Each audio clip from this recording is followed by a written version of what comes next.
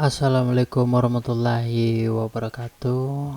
Terima kasih sudah menonton review ini dan beri tanggapan terbaikmu setelahnya. Jadi, kembali lagi narator kalian di sini, Tony. Dia akan memberikan review film yang bisa jadi acuan untuk kalian sebelum nontonnya guna menghemat waktu dan kuota tentunya. So, kita akan mundur jauh ke tahun 2017 di mana film bertema aksi dan dark fantasy telah menarik perhatian saya untuk menulis esai dan membuat konten review selanjutnya.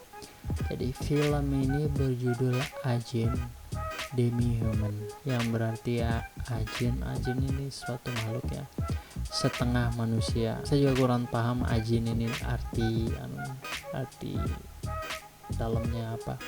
Film ini adalah adaptasi dari manga yang berjudul sama juga, rilis pada 30 September 2017, disutradarai oleh Katsuyuki Motohiro dan diproduseri oleh Akihiro Yamauchi dengan durasi 109 menit. Dan Toho Company sebagai distributor film memilih Takeru Sato sebagai pemeran utamanya. Tahu kan Mas Takeru yang juga jadi tokoh utama di film Rurouni Kenshin. Dan beberapa pemeran penting lainnya ada Go Ayano sebagai Sota dan Yu Shirota, Tetsuji Tamayama, dan Rina Kiwai. Susah namanya itu sinopsisnya ya. Jadi awalnya ini Keinaga yang diperankan Mas Takeru ditabrak hingga tewas oleh truk saat sepulangnya dari kuliah. Dan hal yang tidak disangka terjadi. Dia hidup lagi dengan utuh seperti keadaan sebelum dia ditabrak. Jadi utuh, lukanya sembuh, beregenerasi lagi lah.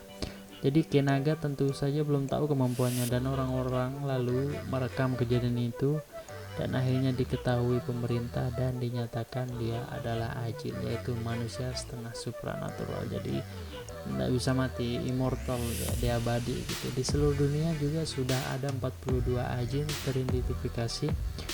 Dari semua itu hanya negara Jepang yang membentuk badan perlindungan Ajin, tapi itu cuma kedoknya aja. Jadi Ajin dijadikan bahan eksperimen di sana, dan itulah nasib yang Keinaga itu rasakan. Tapi dia nggak sendiri sih, karena seorang Ajin akan datang juga buat nolong dia dengan keonarannya juga. Jadi kalian bisa nonton dah lebih jelasnya gimana, karena ini juga dari manga. Karena saya nggak baca manganya, cuma nonton live actionnya. Sampai sekarang belum saya baca. Jadi let's go to the reaction. Setelah saya nonton film Ajin Demi-Human ini, setting tempatnya kena banget. Gambarin gimana sebuah uji laboratorium yang padat akan orang-orang dengan kepentingan yang berbeda-beda. Alur cerita film ini tanpa saya sangka langsung menampilkan keseluruhan karakter penting di awal film. Jadi unsur misterinya nggak ada vibesnya, tapi kita kembali ke genrenya. Emang film ini sangat mencolok di aksi, jadi banyak kejutannya juga di aksinya itu. Terhibur sekali serta cocok kalau kita beri nilai A di aksinya, ketimbang alur cerita yang gak kuat dan hampir ya biasa aja. Dan yang bagus di sini menurut saya pengembangan karakternya cukup menarik gitu, dengan tabrakan sudut pandang yang buat mereka saling bermusuhan, tapi untuk pendalaman setiap karakter tidak dijelaskan seluruhnya. Ditambah lagi intrik yang langsung ke poin tanpa ada basa-basi dulu, walaupun nyambung, tapi proses kita untuk benar-benar paham ceritanya jadi agak kurang gitu. Dan menurut saya itu karena live action ini diadaptasi dari manga, jadi terlihat seperti series komik yang digabungin, yang dirangkum gitu kan jadi film. Jadi makanya prosesnya itu cepet, nyambung, cuma cepet gitu, terus cepet buat kita gitu. Bayangin aja, mungkin di manganya ini ada season kan, satu season anggaplah anime, jangan manga, satu season itu berapa episode. Di pertengahan film juga jadi agak kacau ya, karena acting yang susah untuk cepat kita ngerti maksud dari setiap ekspresinya, dan tujuan jelasnya akan kemana jadi kurang. Mungkin karena sutradaranya mencoba beri warna di film dengan jokes dan facts yang kurang enak buat kita, jadi saya rasa kayak kemana sih ini tujuan jelasnya gitu nggak kita langsung ngerti gitu. Jadi dan untuk CGI walaupun hampir sempurna tapi masih lemah dengan detail. Contoh saat pertarungan antara sesama monster, efek impactnya kurang detail banget, bahkan beberapa partikel efeknya juga kelihatan banget CGI-nya.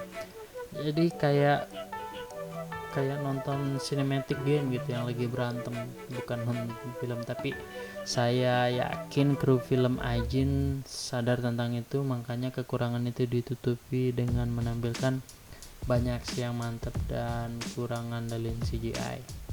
Dan yang buat nilai film ini jadi turun naik juga karena yang kurangnya nih ya, tokoh para Ajin yang terkuat gitu dibandingkan manusianya.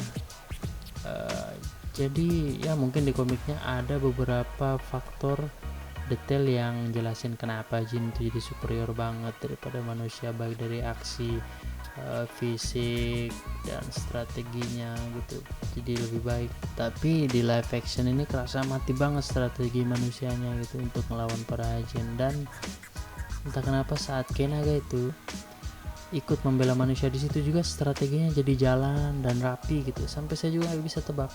Kita kan mikir jadinya kok manusia ini sempit dengan ide gitu. Adaptasinya juga dari naga ini mas, yang diperankan oleh Mas Takeru ini, entah kenapa cepet banget gitu beradaptasinya.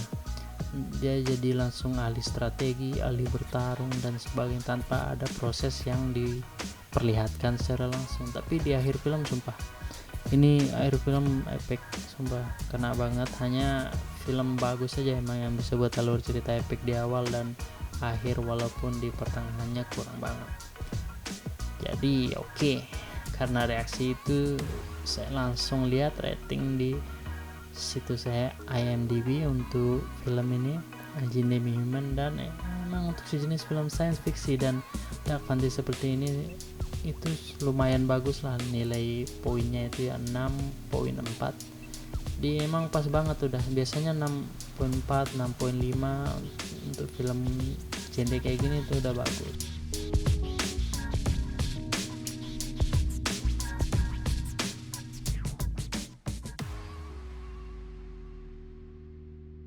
Itu dia penjelasan saya dari film Ajin Demi-Human. Semoga bisa kalian gunakan jadi acuan sebelum nontonnya. Sorry saya belum bisa infokan untuk beberapa fact, entah dari penghargaan yang didapat, pengeluaran dan pendapatan film. Saya cuma lebih fokus ke reaksi aja. Dan untuk kalian yang ingin share untuk review film, silahkan saja beri komen terbaik kalian di video uploadan kita di halaman Facebook dan di YouTube juga. Dan untuk itu saya Tony D menutup review ini. Terima kasih sudah menonton dan jangan lupa stay see another perspective because it change your perspective. Assalamualaikum warahmatullahi wabarakatuh.